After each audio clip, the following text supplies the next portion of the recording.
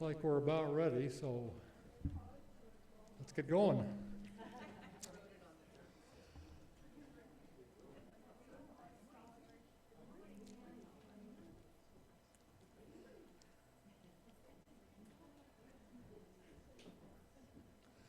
Good morning. Welcome to the Vashon Island Unitarian Universalists. My name's Craig Hull, and I use the pronouns he, him. I'll be your service leader today, and if you're visiting, please participate as you feel comfortable. You're invited to stay and introduce yourself in conversation following the service over at the goodie table with coffee and all those treats over there. Our congregation is committed to individual freedom of belief, welcomes diversity, seeks to promote a sense of community, and fosters religion, which enriches the spirit. We are a mostly lay-led community, strengthened and enriched by the weaving together of volunteer contributions of members and friends. Our community is supported and guided by our minister, Reverend Victoria Poling, who, as you can see, is here today. As we begin our service, please take a couple of breaths to become fully present. Relax and bring your attention into this moment of communal reflection and sharing.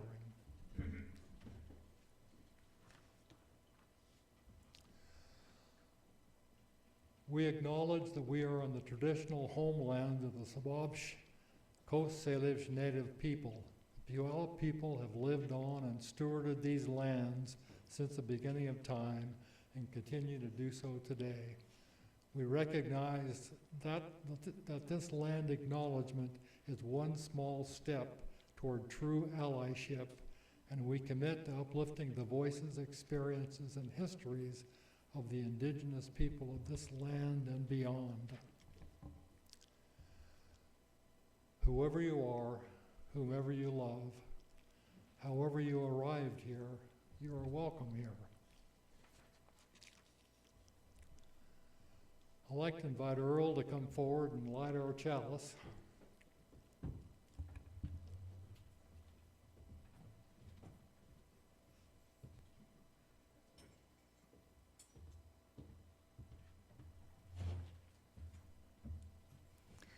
Our chalice lighting today is a responsive reading that acknowledges the creative power present in the natural world. This is by Reverend Julianne Lepp, minister to our UU congregation in Eau Claire, Wisconsin.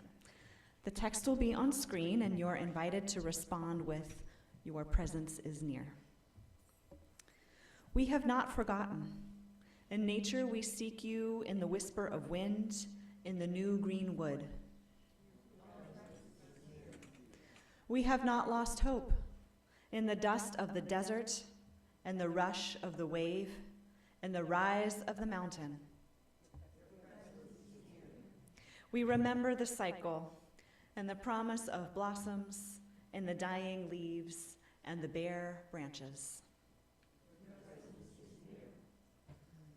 Thank you. Thank you, Earl. It's good to be with all of you, with your presence being near. Our opening words are from a theist perspective on God as present in the body, in the earth, in the dark, and in the light. This is called Ground of Being by Natalie Fenimore, who is minister to our UU congregation in Shelter Rock, New York. Knowing ourselves radiant, may we know God radiant. Beautiful as a clear-eyed child, blinding us in glory. Knowing ourselves dark, may we know God dark. Beautiful as sun-kissed skin, fertile as the deep, rich earth. God of the earth, spirit of life, you are for us as the ground is for seed, warm and nurturing. You are our sacred birthplace. In you we sprout, take root, and grow. Like growing seeds, may we live into our radiance, our possibilities, our imaginings, and our love. Please join me in our opening hymn, This is number 389 in the Great Hymnal, Gathered Here. This hymn is a soulful round, and Leslie and I will help teach you this one. Leslie will play the melody first, and I'll sing it to you. Then we'll sing it all together once, and then we'll try it as a round. And Judy Whitney is going to help me song lead today. And so please rise in body or spirit.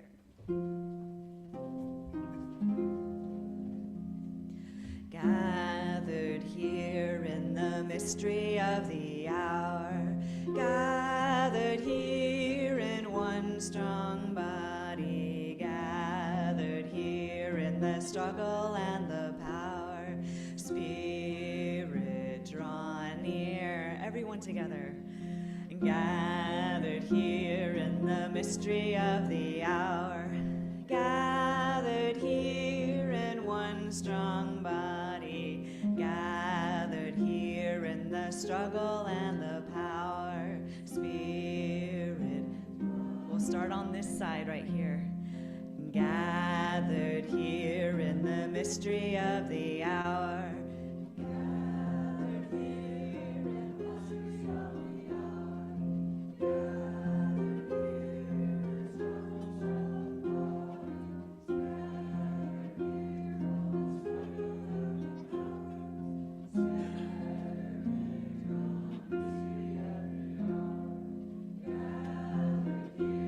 in the struggle and the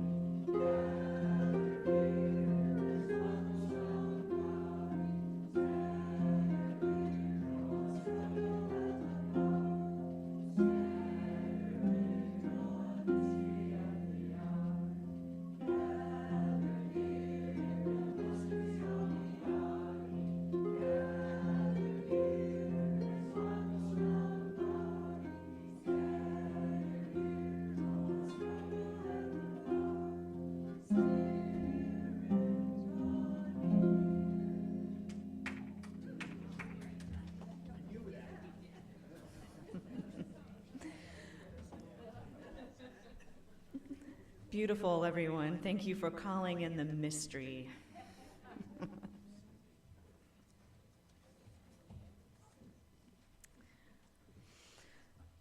Our reading this morning is on presence. Our theme this month is the practice of presence.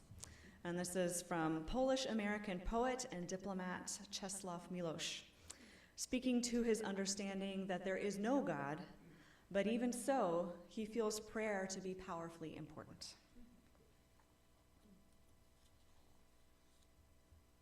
You ask me how to pray to someone who is not.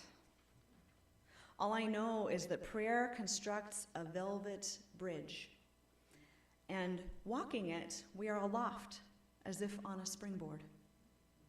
Above the landscapes, the color of ripe gold, transformed by a magic stopping of the sun. That bridge leads to the shore of reversal, where everything is just opposite, and the word is unveils a meaning we had hardly envisioned. Notice I say we. There, everyone, separately, feels compassion for others entangled in the flesh, and knows that if there is no other shore, they will walk that aerial bridge all the same. Czesław Miłosz.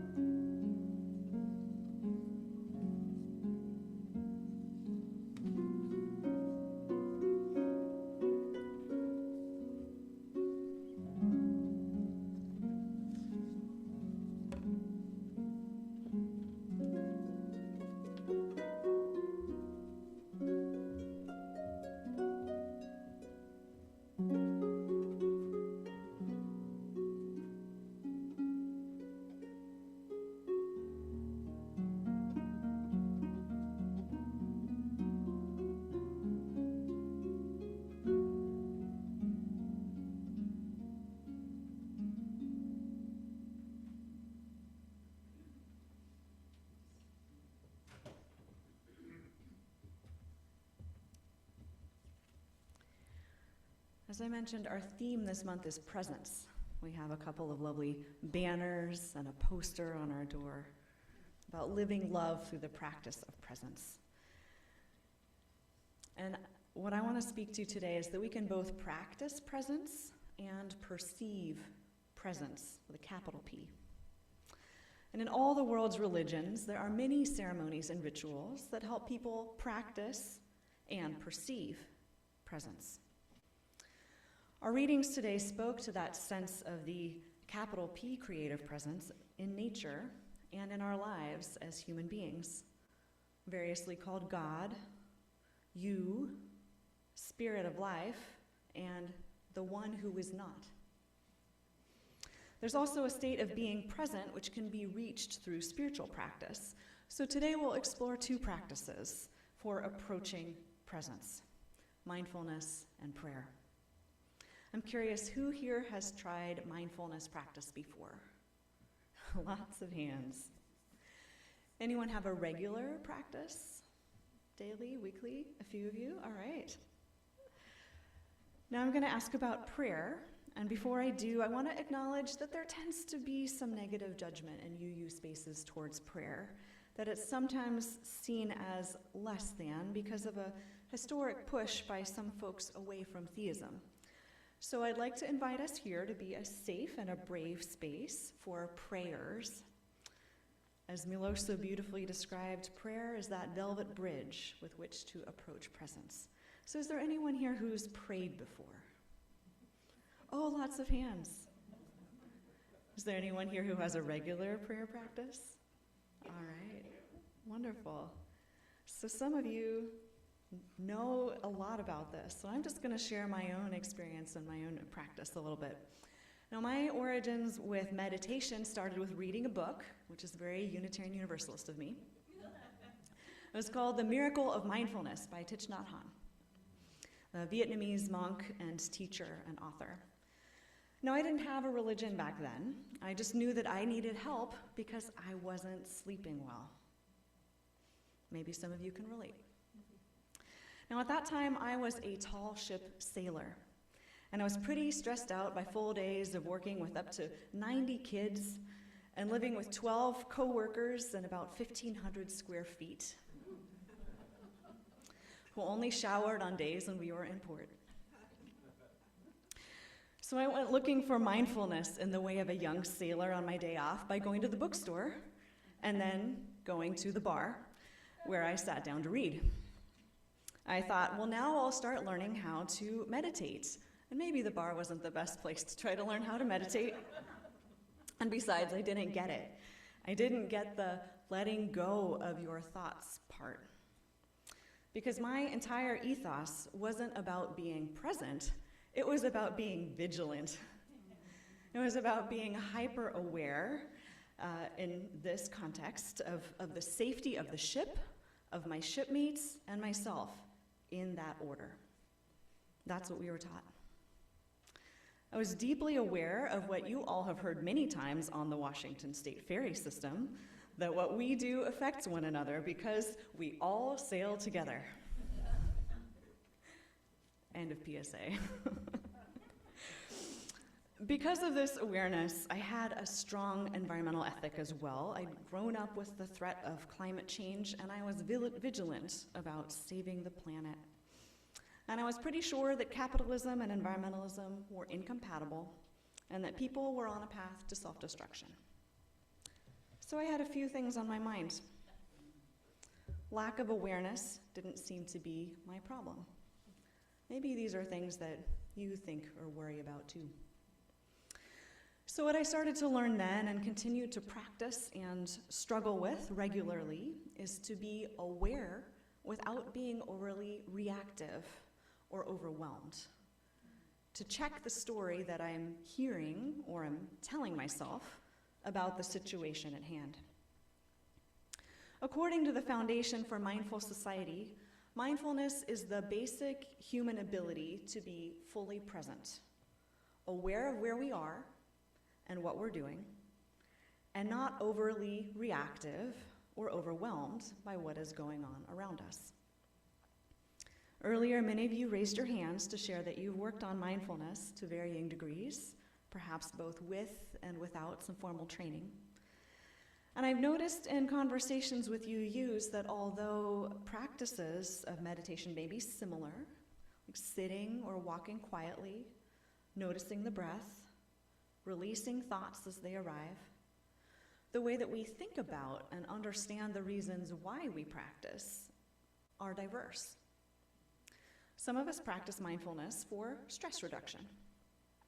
Some of us practice mindfulness in order to become present to a world in which no holy or divine presence is necessary in order to perceive wonder and affirm the worth of living things.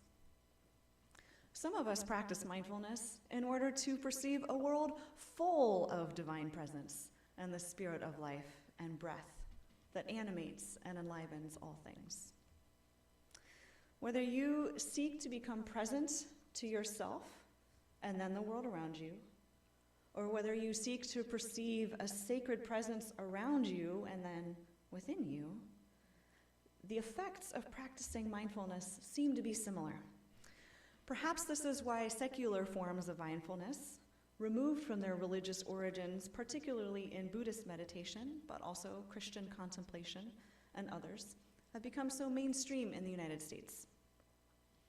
In an interview on the Harvard Religion Beat podcast, Chris Berlin notes the history of secular mindfulness practice, influenced by microbiologist Jon Kabat-Zinn, whose own meditation experience came from the Zen Buddhist tradition. In 1979, Kabat-Zinn launched a revolutionary program called Mindfulness-Based Stress Reduction. And this was in clinical practice, and the intent of the program was to introduce mindfulness meditation as a way to help people cope with stress and anxiety and depression and even physical pain. So in the clinical setting, Kabat-Zinn was concerned that people might be turned off by some of the religious underpinnings. So he decontextualized the practice from its Zen Buddhist meaning as a means to arriving at nirvana. So the reason for clinical meditation is a means towards better health and happiness rather than for the philosophical reason of reaching enlightenment. Since we're in a religious setting here rather than a clinical setting, I would like to recontextualize Zen mindfulness practice with a story. Today, December 8th, is Bodhi Day, and Kim brought us some marigolds here in honor of the Buddha's enlightenment. This day of the Buddhist enlightenment is traditionally celebrated in the Zen and Pure Land Buddhist traditions in China, Korea, Japan, and Vietnam. Barbara O'Brien notes that the enlightenment of the Buddha is one of the most significant events in Buddhist history, and the word Bodhi in Sanskrit and in Pali means awakening. So here is her telling of the Buddhist story. According to early Buddhist scripture, the historical Buddha was a prince named Siddhartha Gautama, who was disturbed by thoughts of sickness, old age, and death. He gave up his privileged life to become a homeless mendicant, seeking peace of mind. After 6 years of frustration, which doesn't seem all that long, after 6 years of frustration, he sat under a fig tree, a variety ever after known as the Bodhi tree, and vowed to remain in meditation until he'd fulfilled his quest. During his meditation, he realized enlightenment and became the Buddha, the one who is awake. What I find important about this story is that the Buddha voluntarily came out of his palace. Even though he had wealth and privilege and ease and could live above it all, he was disturbed by thoughts of sickness and old age, poverty and death. And when he went out among the people, he wasn't only disturbed by thoughts, he witnessed sickness and old age, poverty and death. As a privileged young man, perhaps we can imagine that this was all quite a lot, and that he needed to learn how to deal with the realities of life outside the palace, which he had been sheltered from. Seeking peace of mind amidst all that was going on, he found his way to meditation. Perhaps some of us here are a little bit like that, having been very surprised by the results of the election. I've heard from a number of people that we live in a bubble here on Vashon, so perhaps sometimes we feel as though we've been called involuntarily out of a palace. Have you ever experienced any other difficult realities that confronted you that you'd been sheltered from? Yeah, I see some nods. I know I have, and I haven't been able to deal well with them at all by myself. I've needed help. And this is where I connect this Buddhist story to my roots as an environmentalist and to the understanding that we're interdependent with the web of all of life. Because it wasn't just that the Buddha found meditation and thus enlightenment. I think the Bodhi tree had something to do with it. I think the tree was Buddha's helper. Imagine, if you can for a moment, and you can close your eyes if you like, sitting down at the base of a large fig tree with its smooth bark and large, shady leaves with thick, drooping, ripening fruit. And imagine feeling the strength and the comfort of the trunk at your back, supporting you. Imagine the cool shade of those leaves covering you in the heat of the warm summer sun. Imagine the joy of nestling your body into the curve of a couple of roots and of seeing the fruit and anticipating that juicy sweetness. There's nothing quite like biting into a ripe fig. Isn't it just enough to take your mind off of that sharp edge of suffering? To take some deep breaths and relax and be held in the abundant joy of the tree?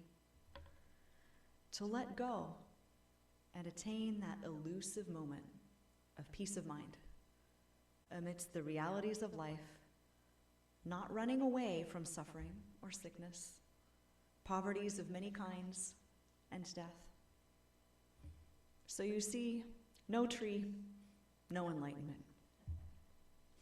This is why mindfulness for me is about much more than stress reduction. How is it for you?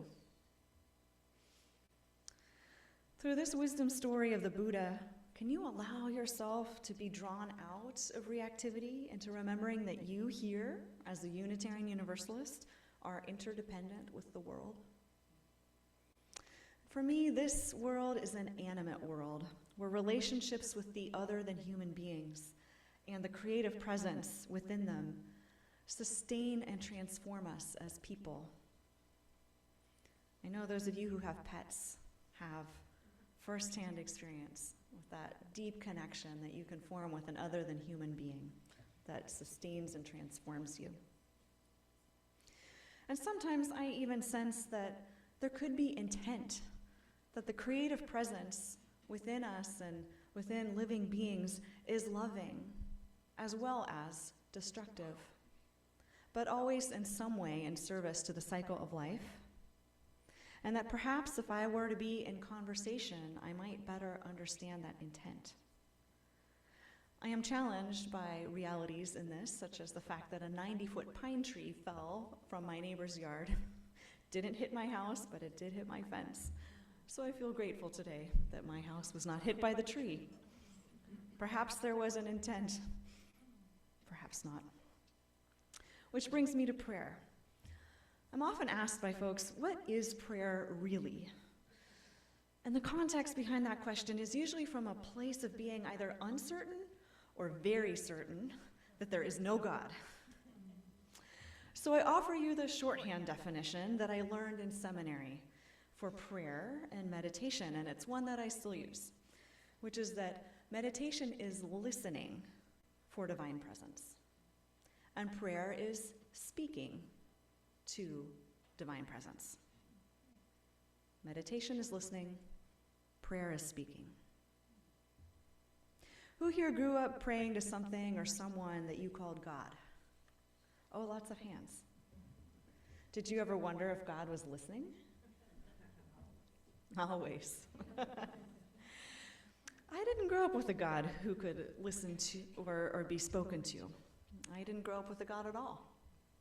So I started very tentatively with prayer in my 30s when I was in seminary, and I wondered how to speak to that creative power within and without, which I experienced neither as personified nor as supernatural. So I started learning to pray by talking to other than human beings while on walks in the woods. Feeling rather silly because my European American, intellectually defensive and socially reserved white culture looks down on such things unless you're 6 years old. Then it's normal when you're a child to talk to trees. So I needed to unlearn that bias, and I was assisted in this by some folks who taught me a practice of introducing myself to trees and shrubs, to go up to one who seemed particularly interesting and to say hello and share my name and my pronouns and what I'm doing here in this world and my relationships and my family. And soon I moved on from trees to small woodland creatures and entire landscapes, just talking as though I was meeting a person for the first time. Because if the world is animate, then these ones deserve to know who I am when I enter their space. Later, I learned to show respect in another way by asking permission to enter the space, crossing into the threshold of an area that has less human influence. So this is how prayer came to be connected to my religious naturalism and not to a sky god. To what do you pray when you pray like Czeslaw Milosz to someone who is not? He doesn't answer his own question. He just moves sideways to honor the practice of prayer itself as he writes, "All I know is that prayer constructs a velvet bridge, and walking it, we are aloft." The effect of praying to Milosz is to experience being lifted up, to be raised out of stuckness and turmoil, an inability to see the next step or move forward. The effect of meditating, in contrast, is to experience being calmed down, to come out of overdrive and spinning without traction. So these two practices complement each other. Prayer lifts up, meditation calms down, up and down. So if you're seeking to be lifted up from your stuckness and despair, and you're a beginner at prayer, you might try speaking hesitantly to that creative power in nature, saying hello and introducing yourself and observing what it is that these other beings are about. You might also try speaking to the spirit of life, or try on one of many names and no name. You might also just ask out loud, "How would you like me to call you?" See what happens. By praying, you might just find that you can become present to an inner wisdom, and you might feel lighter in sharing your concerns out loud. And as you become present, you might feel a sense of capital P presence all around you, holding you, as Reverend Natalie Fenimore affirms, God of the earth, Spirit of life, you are for us as the ground is for seed, warm and nurturing. You are our sacred birthplace. In you we sprout, take root and grow like growing seeds. May we live into our radiance, our possibilities, our imaginings, and our love. May it be so. Let's hold a generous moment of silent meditation and perhaps imagine that back of the chair is the tree, the Bodhi tree today.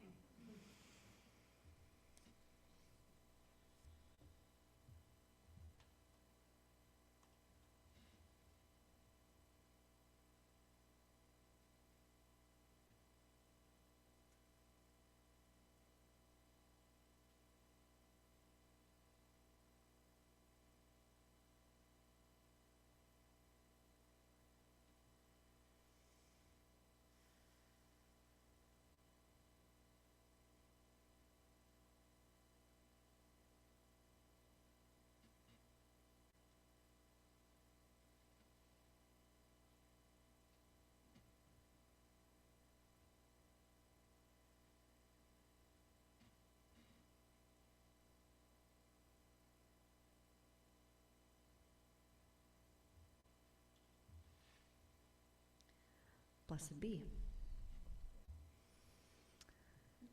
I invite you now in a ritual of candle lighting as another way to invite ourselves into presence with that creative mystery and life-giving power that animates the world.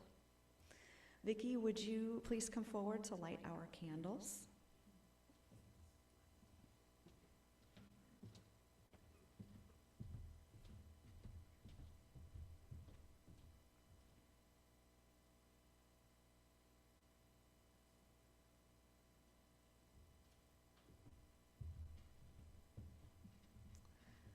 And as we light these candles, I want to invite you to take out your hymnal and turn to Spirit of Life, number 123. We'll also have the words on screen, as this is also a responsive reading.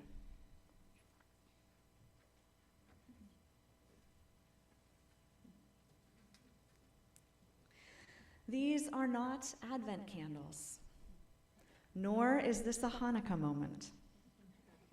We light these candles to acknowledge our own convictions that move us to great ends. This is your line. The Spirit of life, come unto me. We light this candle for sacred truth that has moved people in every age, of every tradition, and from every culture. Sing in my heart all the stirrings of compassion. There we go. We light this candle for the love that lifts us and bids us give voice to those who have too often been silenced. Blow in the wind, rise in the sea, move in the hand, giving life the shape of justice.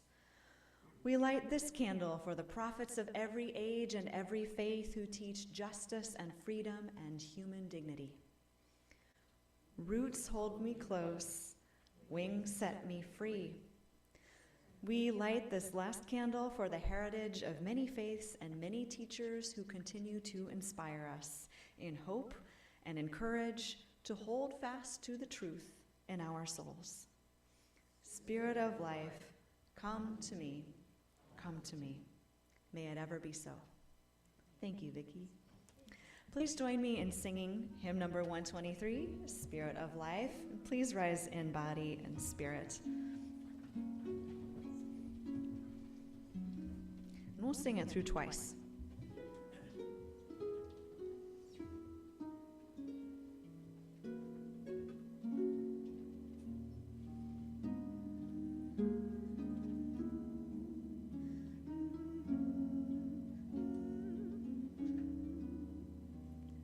Spirit of life, come unto me.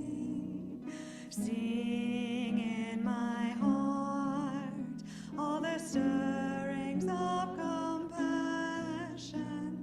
Brew in the wind, rise in the sea, move in the hand, giving life the shape of justice. Roots hold me close, wings set me free. Spirit of life, come to me, come to me.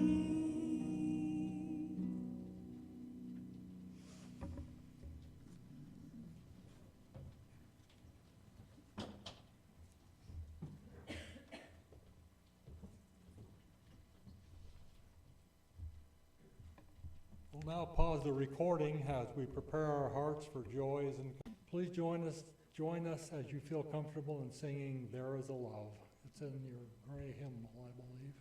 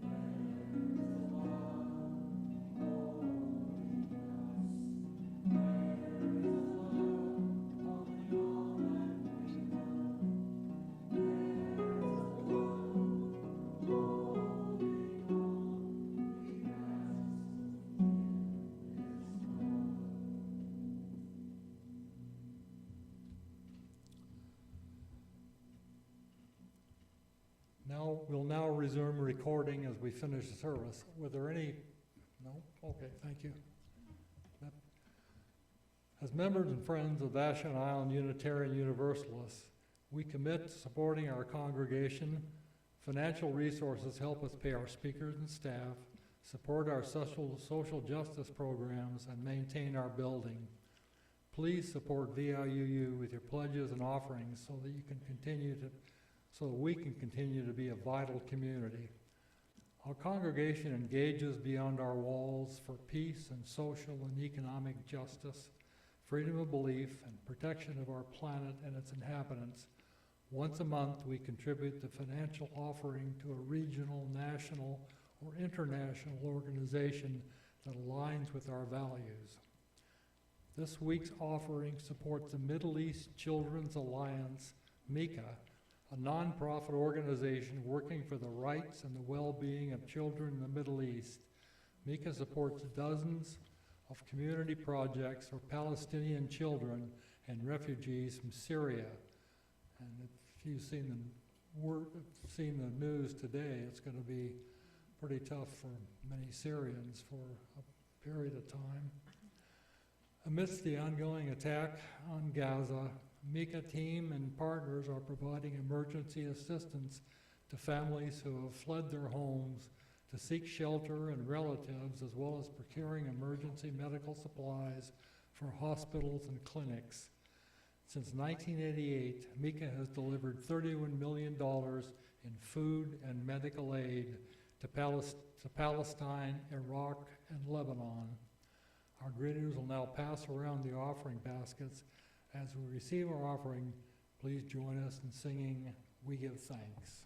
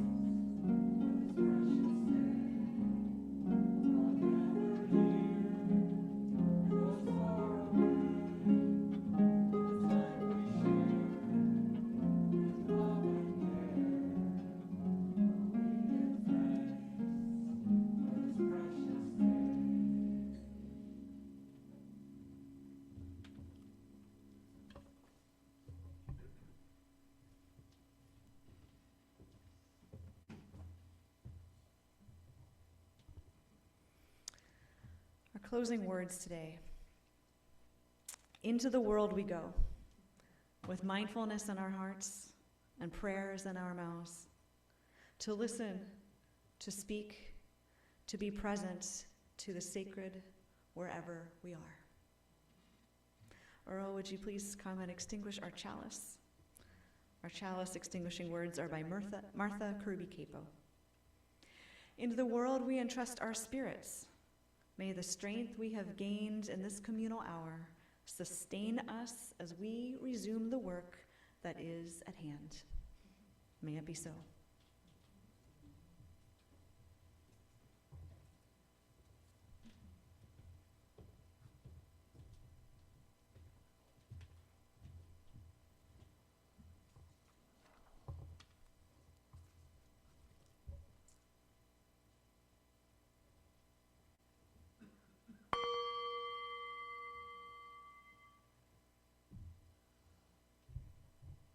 Thank you to Leslie for the beautiful music, as always.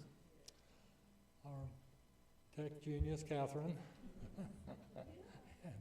and Team 2 for the setup and all the goodies you're about to snarf down.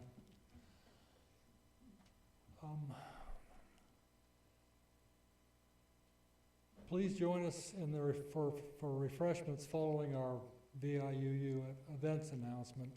If you have an announcement to share related to a VIUU activity, please come up and share it. All right, that's not too tough.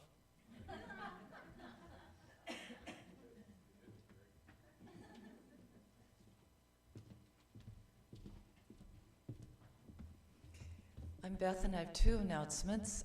The first is that next Sunday, the Mystery and Wonder team will be leading the service, and we'll be hearing three voices on the meaning of presence. The second thing I want to say is that we have a party coming up. As you may or may not remember, it's kind of an odd day and an odd time, but it's Thursday, the 19th, at 3 o'clock in the afternoon. And this is we're calling it a solstice party, for lack of a better reason, but it's a holiday party. And we're floating the idea of having 2 fondues, plus maybe Christmas cookies, or plus soup, depending on who fills this form out. So an idea that we have is that we would have a cheese fondue with bread and a chocolate fondue with fruit. And if you were so inspired, you might want to bring a favorite Christmas cookie. Or if you're inspired, you might bring soup. So depending on what this form looks like at the end of today, and probably the end of next Sunday as well, we'll let you know what kind of party we're having. And then one final thing, because we are so close to the solstice on the 19th, I invite as many of you as you can to bring a string of lights and to find a way to hang them, drop them, put them places so that we can fill this room up, turn off the overhead lights, and enjoy a different kind of place, and then take them home that night. So this will be by the food. Sign up and see you then.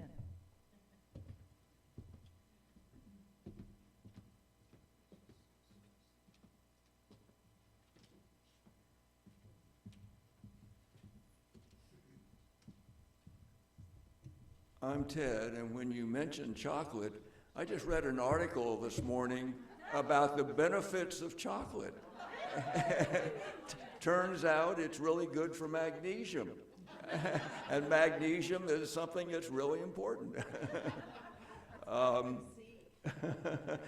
vitamin C. Yeah. Anyway, the men's group is going to meet this coming Thursday night at 7 o'clock. I won't be there, but Bob Blauvelt is going to be the facilitator, so everybody's invited to come and bring food that you'd like to share or that you would like to just, keep for yourself and eat. But anyway, it's up to you. So hope everybody can make it that would like to come on Thursday evening. Thank you.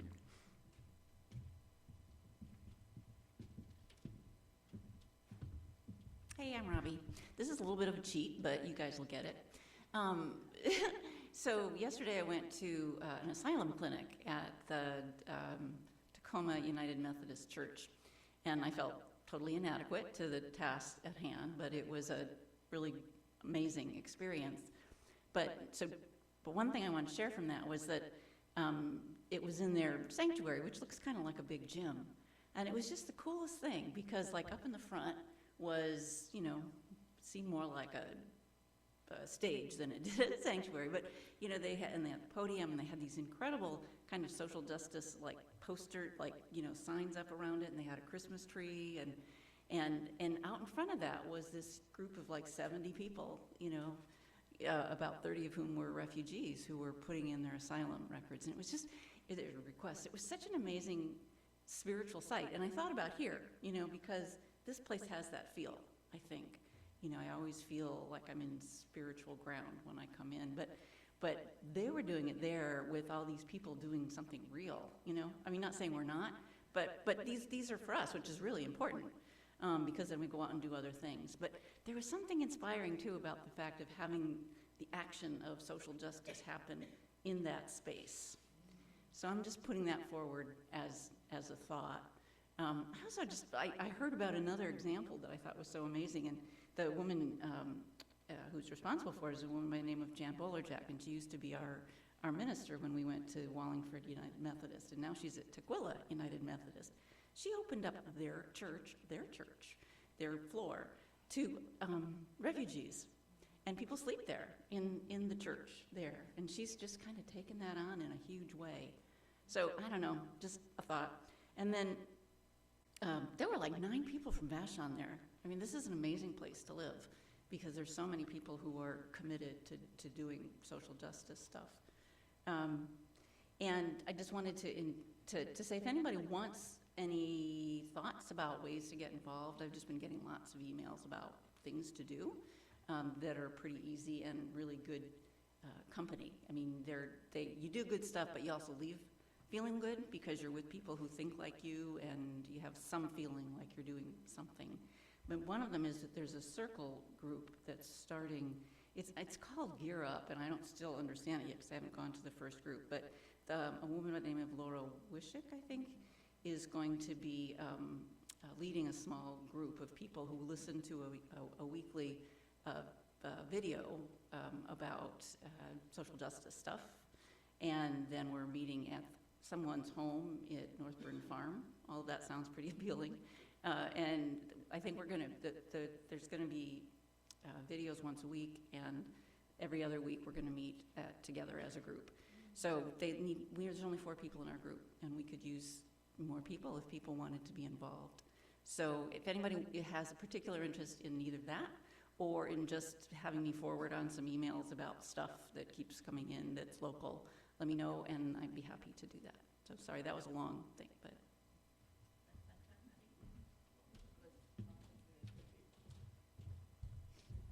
Thank you so much, Robbie. On a completely different note, just another reminder, if you want to get into the spirit of whatever, life, this coming weekend, many of us are going to be involved in the chorale concert. So if you don't have your tickets, it's Friday night and Saturday afternoon. Saturday night and Sunday afternoon. Thank you.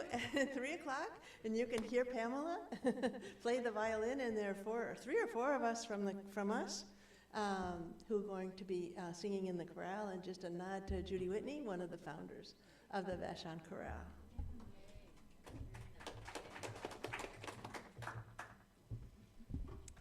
I just want to offer a special acknowledgement to our lay pastoral care team for all of the meals and all of the visits over the last couple of months. It's been a little bit of a bigger lift, so thank you.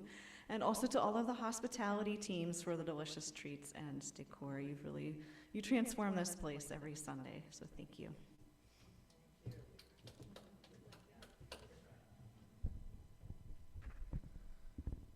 Okay, thanks for the announcements, and please join me in listening to Leslie share our musical postlude, after which we'll sing our way to the goodie table with Go Now in Peace.